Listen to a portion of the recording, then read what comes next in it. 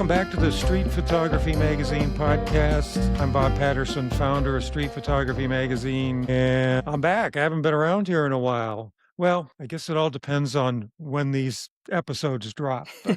But Ashley, our publisher is here, and, she's taken over full control of the magazine. I've got to say, she's doing a great job. Great job. I just want to say that publicly. As a boss, you're always supposed to give people accolades in public and not yell at them. I won't say yell at them in private or on the phone, but yeah. So we're by the way, if you haven't heard all the podcasts, Ashley's done several podcasts by herself. She was a little nervous about it at first. While I was away out of the country, she wrangled up Jorge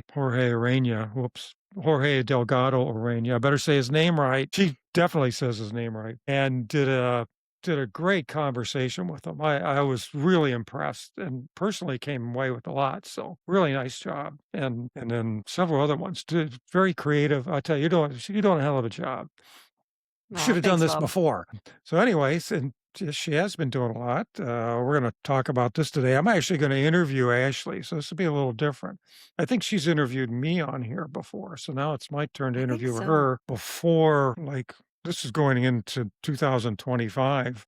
We started creating a course on how to publish your own photo book. And actually, she took charge of the project then. I was just a helper and was doing very well with it. And then, of course, she bought the magazine in February and kept on with it. And, along with learning how to run this business, she kept working on it, and it's now ready. Well, it's done. It's already been published. And she's done a really nice job on it. So, after we published that book, we did a podcast just talking about the issues and things we learned from book publishing. Well, now that she's published a course, we're going to do the same thing. So I'm going to interview her about her experience creating an online course, because a lot of photographers do this about things that they can teach. And so we're going to share some of that. And by the way, I spent 13 years as a web developer creating online courses, mostly from the technical side. So I have a lot of experience in it. And looking at what she's done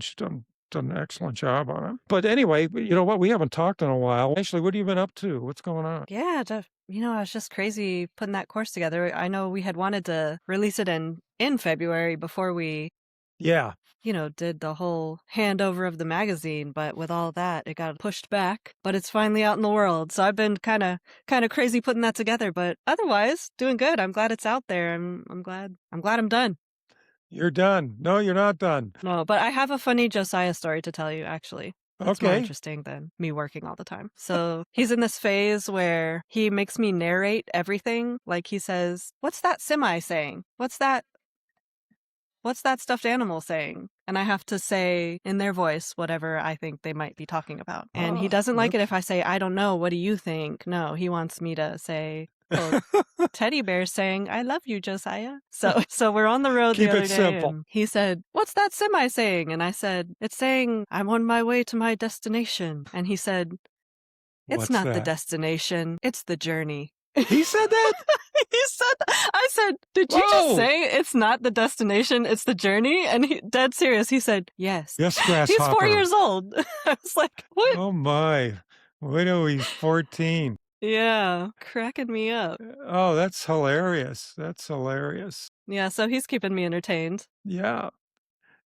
How about you? I know how was your Japan trip, and you just showed me before we started recording your zine you made, which looks amazing. I did. Yeah, I did. Yeah, well, I was in Japan for most of March, and I guess I haven't really talked about this. It was just amazing, absolutely amazing, and I want to go back. It's beautiful. The people are wonderful. It's the most civilized place I've ever been. The people are civil, for one. And organized and clean, helpful. There were so many times we got lost, and I've written some stories about this, which I'll tell you about. But we've gotten lost several times. People would just stop you on the street and take you to where you're going, even in a rush hour. Their rush hour is totally insane. And we had a guy stop and take us from one end of the largest subway station in the world. 3.5 million people go through it every day. This guy stopped. You look confused and showed us where we needed to go. And it was like a 20-minute walk. Oh, Yeah. Anyway, but yeah, we really yeah. enjoyed it. As you know, one of my goals when I guess retired, semi-retired, is I wanted to become a better writer. I let my writing skills atrophy over the years. And so on purpose, I created my own Substack that there's a lot of other photographers who I really admire who have been migrating to Substack. Barry and X, for one, Jorge from Raw Society, Jim Hazelwood, who I interviewed not too long ago, Debby Cole, many, many people. And it's a really good place for individual writers and photographers and creatives. And I found a wonderful community there. So I created my own Substack called Beyond Street Photography. So it's Beyond Street Photography substack.com. Go check it out. I've got a few articles in there. Yeah. I'm not publishing like weekly. I'm not selling subscriptions. It's like I said, it's a personal thing. What I'm doing beyond street photography doesn't mean like I don't do it anymore. I still do it. I still love it, but I'm kind of moving beyond in my own personal photography. So it's almost a personal story about how I leverage the things I learned in street photography and apply it to other things, travel. And let me give you an example. My neighbors had their 50th wedding anniversary not long ago. As a gift, I photographed their party. They had a big party at a beautiful facility. And I did all the regular grip and grin pictures, things like you do in weddings and things like that. And then I ran around and did street photography of people who were in this party. And I got a lot of really nice images out of it. I'm also the official photographer for the local jazz society. I have been for a few years, and I talk a lot about on these podcasts about my jazz project, but we had I our know we're waiting for your book or your zine or what's yeah, gonna well, come out of it. that's next. Well, by the way, before I get into that, after Japan, I created my own zine. I did it by myself. I wish I had Ashley as a partner on this because it would have been a lot better. But it was a gift for some people that we met, got to know really well, had loved several travel adventures with. So That's such a great idea. yeah, yeah. Well, it wasn't cheap, but these people were great, and they made it a very interesting adventure. So I made that as a gift. That took me forever. And before we stray too far, I have to say that your Substack is really wonderful. Like Thank everything, I you. know you haven't written so many articles yet, but No, every article that you've posted, I've just enjoyed reading them and hearing your experiences. And yeah, you're a great writer. well, thank you. That's high praise coming from you. She's a professional writer, and she's really good. And yeah, well, thank you. I appreciate that. They're entertaining. I I'm loved your story of getting lost in the subway and getting stuck in the spinning bar. And the yeah. Well, it goes like this. Yes, when you go through those exit gates, you have to step very quickly because they're very efficient. So they give you like 3 seconds to get through there. where you And were it in doesn't. you're in Southern mode since you've been living in Virginia Yeah, I now, live huh? in You're Virginia just now. strolling. We're not in a hurry. But yeah, So so on the Substack, I've written a few articles about that. I'm a very slow writer. Takes me forever, but I want to get it right. So yeah, thanks for the compliment. So yeah, so if you're interested, pop by. Doesn't cost anything. I'm still connected to Street Photography Magazine through there. Street Photography Magazine. I started that Substack a little over a year and a half ago. And I'm sure Ashley, when she's settled in, she'll start using it again. It's when still I come up for alive. air. Come up for air. Yeah, I know. I knew you were going to be busy doing this, but Yeah, we'll put a link to your Substack in the show notes too, oh so yeah, anybody can thanks. find it there easily. Yeah, thank you very much. So anyway, I'm real interested in how you've been progressing on the course. Like I said, we started it together probably in the fall. Wouldn't you say the fall of 25? Yeah, I think it And was around November. yeah, and you'll see me in a lot of the videos. And we recorded those primarily in the winter time. I had like sweaters on and things. And it was a lot of fun. It's a lot of work. Anytime you do anything with video, it's a lot of work. But basically, I mean, it was Ashley's idea to do this course. She knew I had the experience building the courses, which you don't really have to do that anymore on the technical side. But I'm just curious. I don't think I ever asked you this question, but at what moment did you decide that a photo course book needed to exist? Mm. And And, you know, was there any gap in, like, our process that you felt this might fill the need for? Yeah, that's a great question. I mean, I think it was after probably when we were already selling the book Yeah. and we, again, had a chance to like take a breath and kind of look back everything that we went through to get there because it was so much work. And we had talked about making a photo book for so long. And I think, Years. yeah, years and years. I'm thinking it was almost, I think we talked about it very early on, which means close to 10 years. We were talking about the idea Probably. of making a book. And after doing it, I'm like, the reason that it probably didn't happen sooner was a valid reason because it's like, as soon as you start digging into, okay, what do we need to do? Every question leads you to like 5 more questions and it Yep. starts to feel overwhelming really quickly. Yeah. And, I think probably when we finally bit the bullet and said, let's just do it. I think, with the magazine had been running for a good 10 years. So I think we probably felt a little bit confident on curating the photos, sequencing the photos, but we probably underestimated the other half of the process, Oh, yeah. which, we're finally like, oh, we have a sequence. We're finished. That was just halftime. We still had so many other things to learn. So I'm really glad we recorded the course because I think it's probably one of those things that we would look back on and be like, whoa, that was a lot of work. But that, your memory you get those rose colored glasses and you're like, but it Yeah. wasn't so bad. It But by wasn't. kind of sitting down and doing the course, we're like, man, this was a lot of steps that we had to do, a lot of learning. Yeah. Well, So I looking at don't know what if I even answered your question, but No, I well, think you it was when did. we were selling the books. I think You we were like, did. wow, we did a lot. It took a long time to get here. We should make this process easier for other people. Well, let me tell you this, after having done a simple zine, although it wasn't so simple, it's a lot harder doing it by yourself than with somebody else. Yeah, I believe And that. it is because, am I making the right decision? And I did. I didn't ask anybody. I just and I redid it many times, different sizes and shapes. And, you know, I I wish I would had a collaborator on it. Yeah, I think we probably took that for granted too while we were Yeah. making the book because when we started making the course, like I think that's when you start realizing how important it is almost at a lot of steps, at most of the steps, to have somebody else take a look and give you some feedback Yeah. because we had a lot of back and forth between us where we were able to say, I like this. And then the other one could say, yeah, but what about this? And we would revise and then do it again and then again and again. Yeah. Yeah. And sequencing was particularly difficult by myself. And I didn't do it like we did.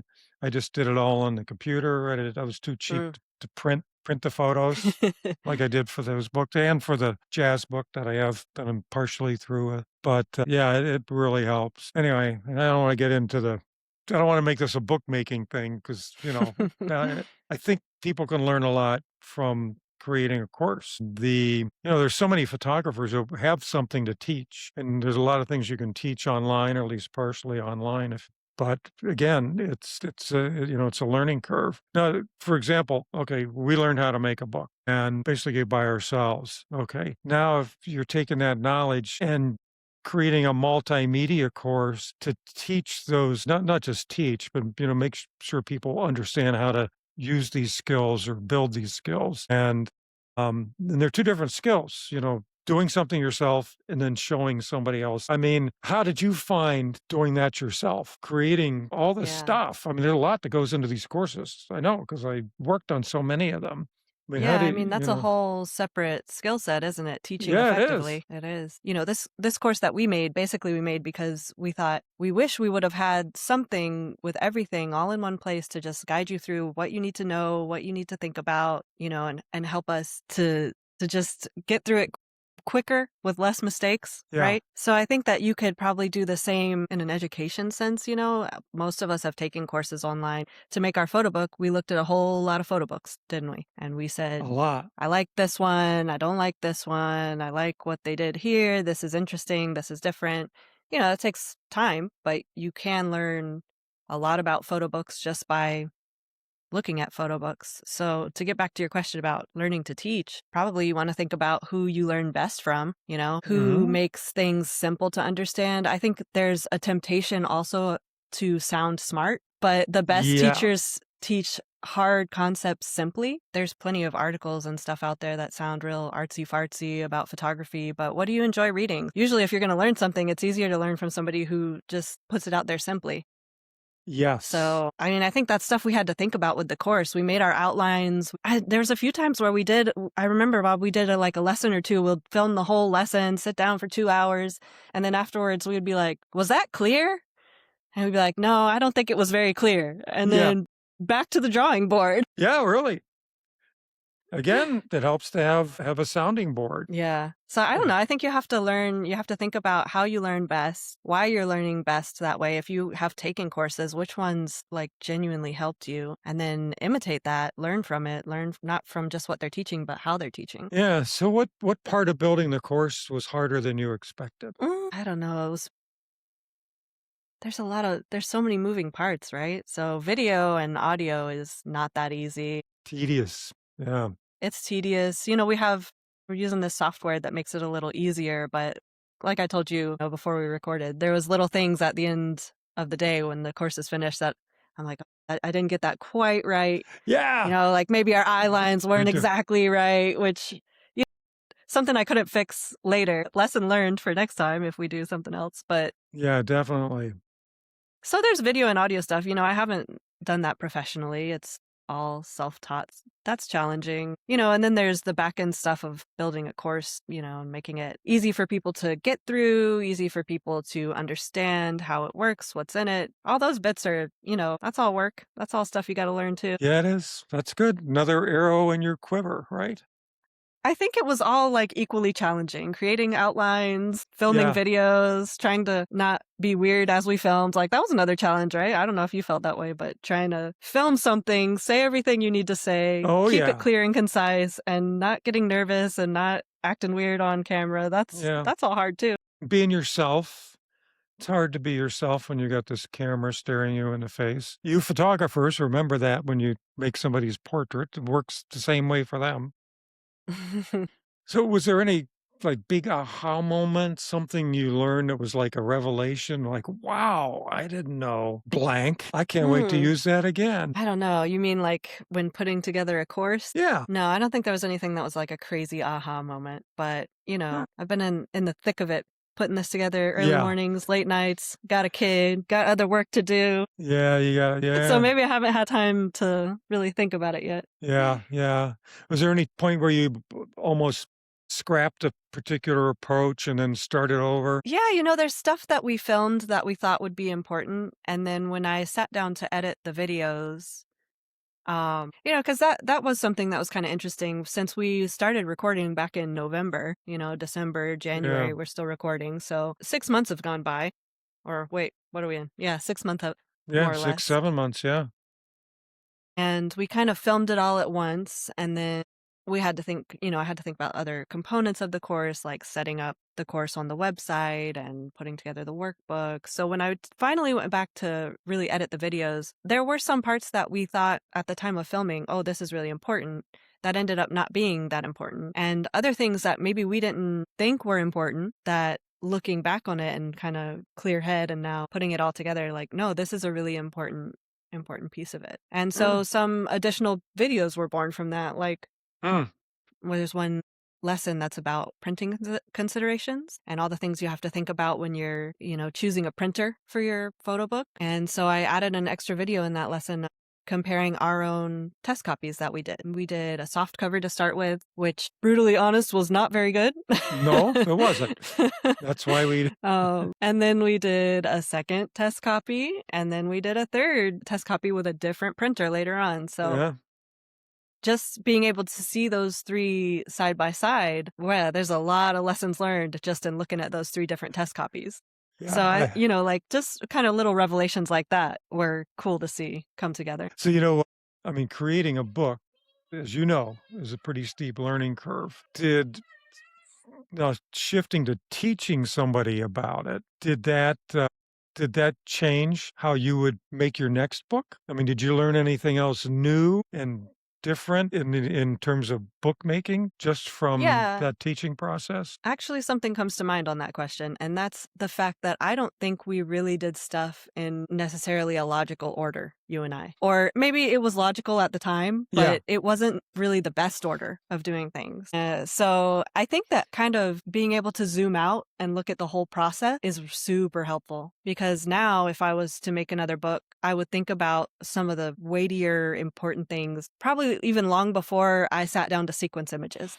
Mm-hmm. And I know for you and I, we were so excited because we did this call. We got all these really cool photos. Like, we love the photos, right? That's why this magazine exists. So we Yeah. were like, yeah, we got all these photos. We're going to choose them. We're going to Yeah. sequence them. I feel like for months we were just only thinking about that. And I think that probably happens with photographers working with their own work too. You know, your work is there and you're like, this is a cool project. This needs to be a book. But you get so excited about the photos that you forget about all the other pieces of bookmaking. You know, like the course starts with think about your why. I think we did that okay. And as far as doing things in order, we knew what the why of the book was. But sometimes that doesn't happen for a photographer out on the street, right? Sometimes you're just taking photos and you Yeah. see a series later. And then you're like, man, this is a great story. But you Yes. didn't necessarily take the photos thinking about the story. So yeah, like I think just zooming out is helpful. Knowing everything that you need to know ahead of time is helpful. Even thinking about your printer or your design and layout, like if you think about those things in the beginning, that can affect how you sequence, how you select your Yeah. images. But we kind of didn't realize that until after we were done with it, right? I feel like you and I were like, we got so excited about our sequence that when I we still finished, like we're the like, all right, sequence. Yeah. what's next? And then we were faced with like this mountain of other decisions. I read something just the other day. It was about bookmaking. I forget who said it. They said the most important thing to do is what's it about? What's it all about? Decide that way up front. Just like, Mm-hmm. you say the why, I guess the what, maybe who, what, when, where, why, and how. Huh? But, and which is going to help me, just that one question. It's going to help me when I sit back down and get the jazz book done. Yeah. But You know, something else that I think is interesting that I didn't realize until after we went through the process was just like how emotional or how much your emotions are involved in making a book. oh yeah, You know, because you're seeing all this work come together. Sometimes you're finding like these themes that you didn't realize existed in your yeah, own work, or in our case, in, you know, the work we were putting together. You have to let go of photos that you love. There's all these highs and lows, like you get so excited and then you get stumped by this one decision you have to make. And then, you know, you finally have a test copy and that's so exciting. And then like with you and I, our first test copy was kind of underwhelming. So that was yeah. disappointing. So it's just very kind of like an emotional process as well. Yeah, yeah, and I'll tell you, making these decisions, what stay and what goes with your own work is 10 times harder when it's Yeah. somebody when you're looking at somebody else's, because 'cause you're totally subjective looking at other people's work. We had that in our favor with Where the Streets Lead Yeah, we because it did. wasn't our own work. We did. But you've been through it now looking at your own work. Yeah. Do you feel like having made Where the Streets Lead is helping you to be a little more subjective with your own work? No, not with my own work. No, just going through this. The jazz book, I think, will be a little different. Problem is, I continue to shoot that project. Mm. So I thought I had everything pretty nailed down, but I continue to shoot it. And especially after shooting the jazz festival. We just had our first annual jazz festival here. And Oh, I didn't know that was the first one. it was first one, yeah. And it was really good. I mean, as a festival, the music, the people, it was amazing. It was an amazing experience shooting that. I had a backstage pass on the largest theater in town. I guess backstage with all the musicians, and that was really cool. And That is cool. but so I've got several photos from there that need to go in that book. Okay, now what's going to go? And I'm not going to make it Yeah. 200 pages. That is harder, Uh, right? Because Where the Streets Lead, we had like a limit. You know, here's we the did. call. You got a couple months, and once that time frame was up, like that's all the photos that were in for hmm consideration. But But when you're doing it, you're yeah, still out there shooting. It depends on what. hmm So, but it'll make the book stronger too, though. yeah, keep getting better. But anyway, back to the course. Why don't you walk me through the course, how it's structured, and how much Okay. of that structure came out of the struggles that we've been talking about? Yeah, so basically, we thought this up for someone who has decided they're not going to go with a traditional publisher. Like they want to self publish their book, just like we did. We had our reasons why we wanted to self publish, and so that was our route. So this is for somebody who's got the body of work and they want to make it into a book, but They're probably getting held back because they're thinking the process is overwhelming. You don't know where to start. Maybe you've been putting it off forever. So that's who this course is for. So we tried to take our not logical order that we did stuff in and put it in a more logical order for someone else with some flexibility, of course. So basically, we started with getting clear on some core details that you need to be clear on from the start. Why? What's the motive behind your book? What's the theme of it? What's it really about? I mean, if you don't understand those things yet, it's going to be hard to put a book together. And then another thing that we cover is who's it for? Because you're telling a story, but to who? To whom? Is it supposed to be to whom? Wow, you're asking the I don't wrong know. person. We'll go with who. Okay. For whom the Yeah. bell So tolls. Hmm. for whom the photo book is created. You're the So writer. You should. yeah, see, you shouldn't talk me up so much. I don't know when to I say who take and whom. pictures. Yeah. So we start there. And then once you've got that in mind, like we felt like knowing that is very helpful when you go ahead and sit down and you want to, select and sequence your photos. So the next thing we cover is selecting and sequencing, things that can make that easier. After that, you have your photos, but you still have to decide how and where they sit in the book, right? And along with that, we've also included a section about the anatomy of a photo book because there's loads of different things that can go in a photo book that we hadn't really thought about. Are we going to have an essay? Is the essay a foreword? Do we need multiple essays? Do we need to dedicate the book to somebody? Where does the copyright Yeah. page go? Like all this stuff we Yep. didn't know. So there's that. Then you've figured out who this is for, what it's about. You've selected and sequenced your images. You've figured out how to design it and lay it out. And then after that, we talk about preparing your files to print and considering what printer you're going to use. And if you're going to use a printer like Blurb or Mixam, or if you're going to find somebody who's more of like a boutique printer, what does that all mean? What are the differences, in an actual book once it's printed? And that was the nice thing that I think is helpful about our experiences. We did kind of both. We did our first run with Mixam. We did our second run with a more specialized printer. So we got to see how it was different. Yeah. And it was really very small details. So I think that's good to be able to see as well. And then I think the last part of the course is really important because I don't think it's covered a lot in a lot of places. You've put all this work into making this book, but now how do you actually get it in people's hands? How do you market it? How do you sell it? That took a lot of work and learning too, probably just as much as choosing a printer. So Oh, yeah. yeah, the idea is that the course is kind of start to finish. Like you've got the work, you've got kind of a rough idea. All right, then this will just take you through without you having to spend all the hours that it took us. I mean, it took us a whole year basically to get the book together. So we're hoping that whoever takes this course, they've got this amazing photo book sitting on their hard drive that they can go from that to a photo book in their hands and being sold in less than a year. Yes, yes. So did you have any preconceived notions or what turned out to be misconceptions before starting to make the book? I mean, this is really a tale of two things. It's it's about making the book and it's also about making Yeah. the course about the book. So I'm going to ask you that question about making a course. So what did you have wrong at the beginning? And what do you know now that you wish you knew then in terms of making a course? Yeah, I think I was just blissfully ignorant. Otherwise, you wouldn't have done it, right? Yeah, I think I try to go into things like that and then you just face one thing at a time. But I felt supported at least because, you've got my back and you've been making courses forever. I didn't feel like it was going to be impossible. It's So, but not. yeah, I mean there was hard bits about it, but I've seen more people start making courses and never get them off the ground than I've mm, seen actually finish, which is probably true with most yeah, things that a are lot of hard. It's endeavors. hard. It's hard to do. I'm glad that we filmed everything first before I really started Yeah. touching all the rest of it. Because by the time I had to dig into like all the back end stuff and the website and editing, Yeah. I was kind of like in a mindset of there's no way we're going to have recorded all these videos and spent all those hours for nothing. Yeah, that's right. Because you had all that that stuff. that helped me kind of push through. Yeah. It was a lot of time. A lot of time. So if Yeah. somebody goes through this course and they do everything right, what do they walk away with in the end? What's what's the end result Yeah, beyond you the got to finished book itself?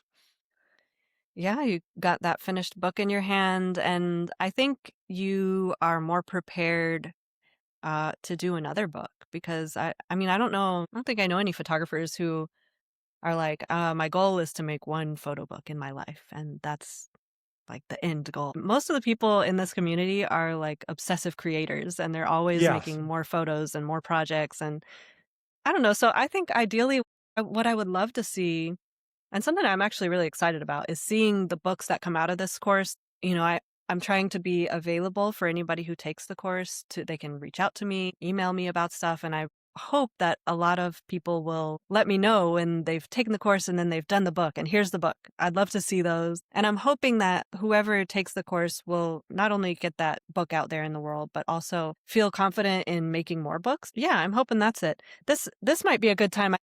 We had Craig Litten, he was our guinea Yeah. pig for the course, and I asked him what he thought about it, you know, in the end. And there was a lot of things he mentioned, but there's something I thought was super useful. He said that he felt like the course helps you save a ton of time doing stuff the hard way, doing research, trial, error. He had done a photo book before, you know, years ago before he took this course. And that's basically how he did it. It just took a lot of time, a lot of research, a lot of mistakes. And he said he felt like the course is really easy to follow and, you know, it takes you from the beginning to the end. So that was our goal. But this is something he said that I thought was really cool. I'm going to just read it. He says his advice to anyone thinking about making a photo book is to just do it. He said, I think that any photographer who's been photographing long enough to even think about a book, whether they're ready or not, should certainly take the course to self-publish a book, even if it's a half project, meaning they will continue photographing the same project for a few more years, because it will not only help them see where they are within that project to get a feel for how complete or incomplete it is, but it will lay the foundation for the future final book. With this experience behind them and a copy of the book in hand, when the project is finished, it will be much easier to transition to a final book that they will distribute. It's a win-win situation. So I thought that was great. But here's one more Wow. little Yeah. wise tidbit that I liked. He said that a professor once said to him, if you want to publish a book one day, start now. Oh, Yeah, I liked that. yeah. And so he said, even if a photographer wants to put together like a soft cover promo piece, this course would be helpful with that as well. So yeah, I guess I hadn't thought of it as like somewhere to start, but it really is. You know, even if you're not sure what the final product will be, I think this course will help you understand what's involved. And I loved his piece of advice that he said there. If you are not sure and you go ahead and make a book, even if you just get a test copy for yourself, that's going to show you how complete or how incomplete it is. I loved that. I think that's That's really good. That was smart. great advice. Great advice. And that's coming from somebody who really knows their stuff. Craig Yeah, I Litten. Yeah. was very interested to see his opinion because he's not somebody who's just never done anything. You Oh, know, yeah. Craig, he's a really good at editing, at sequencing photos. He's worked for years with a newspaper. He's, you know, self-published a photo book already. He's attended loads of workshops. He's been to 2 photography colleges. Like he has experience in this. So, Mm-hmm. yeah. Most definitely. I'm really Thanks to glad to Craig for hear it. being Yeah. thanks to Craig for being our guinea pig. Yeah. Yeah. We also talked to Debby Cole. She's just started taking the course, but I was kind of interested in hearing more about like her perspective on things because she's self-published books already. Um, and yeah, she sent me a really good voice note that I wanted to share with you as well. So I'm going to play it for you. When people hear that Deborah Cole has published her 4th book, I'm guessing they imagine me sitting at my computer, slaving over everything myself, working through InDesign, laboring over sequencing, but that would be a terrible idea. Enjoyed most about self-publishing is the creative freedom that I've got. Every decision is mine from the sequencing to the paper to the cover, which is really exciting for me, especially with a photo book where every single detail matters. But that being said, I always rely on experts and consultants and mentors, some paid, some unpaid, to help me with the things that I simply don't know how to do. Layout, graphic design, sequencing, I get feedback from people, all kinds of things. For me, the biggest challenge was realizing just how many details there are. When you think you've made every decision, someone asks, as someone did at the printer, what kind of black ink do you want? Black ink? I thought, I mean, my goodness, how many blacks are there? Just one? Oh, no, no, many, many. Suddenly I discovered there are 17 shades of black. I mean, I never knew those kinds of things. Would I recommend self publishing? Absolutely. But I wouldn't recommend doing it alone. Collaboration is the name of the game. I think the smartest self publishers know when to bring in people who know more than they do. And that's been my approach with every one of my 4 books. And this one, I'm doing a little bit more, but still, I'm calling in the big guns. I signed up for Bob and Ashley's self publishing course because they really have done it. There are a lot of people out there who give advice and good advice, but these 2 people have actually done it. They've made the mistakes, solved the problems, and created a beautiful photo book. I'd much rather learn from somebody who's been in the trenches, who's walked the path, than someone who's just reading them. Yeah, so I thought it was really sweet, but also I appreciated her perspective. Debbie knows firsthand, you've got all these decisions you have to make that you never even knew were going to be part of the process. Despite that, she has enjoyed self-publishing immensely, and Craig said the same thing to me. And I mean, that's the thing. Self-publishing is just super rewarding. I talked to one more person that we know that has self-published several books now, and that's Wayne Campbell. Wayne Campbell and Wayne Critchlow are going to be on the podcast at the end of August, and you have got to listen to that episode because they are a blast, and they've done some amazing work around the Notting Hill Carnival. So yeah, I asked him a couple of questions about self-publishing too, what he enjoyed most, what was challenging, and if he would even recommend self-publishing. And this is what he had to say. What did I enjoy most about self-publishing my book? Well, I have to say the whole idea about taking control of a product or my creativity and putting it in a form that I felt really represented what I wanted to do was incredibly exhilarating. As a photographer and as a designer, I felt that I was able to control the elements within the publication, which gave me more satisfaction, gave me more control, but it meant that I didn't have to particularly consider myself with the opinion of publishers as I was the publisher. So I really enjoyed that aspect. What was the most challenging part about this experience? The uncertainty. There were times when I just didn't know what would happen or how I would be able to do this. I second-guessed myself, but I surrounded myself with a team of people who allowed me to really flourish. And that was with the first 3 books. With this last book, working with Wayne, we kind of had each other to bounce off. So that was really, really useful. So it's important to surround yourself with like-minded people or people who could offer constructive criticism, creative feedback, and logistical practices. That, for me, that was amazing. And would I recommend self-publishing? Absolutely. It's harder. Let's get that part out of the way. It really can be difficult. But at the same time, it's more rewarding. It's more rewarding because you are working on a project, your project, and you're able to put things in play that you want to be in play. You're able to execute the outcome the way you want it to be.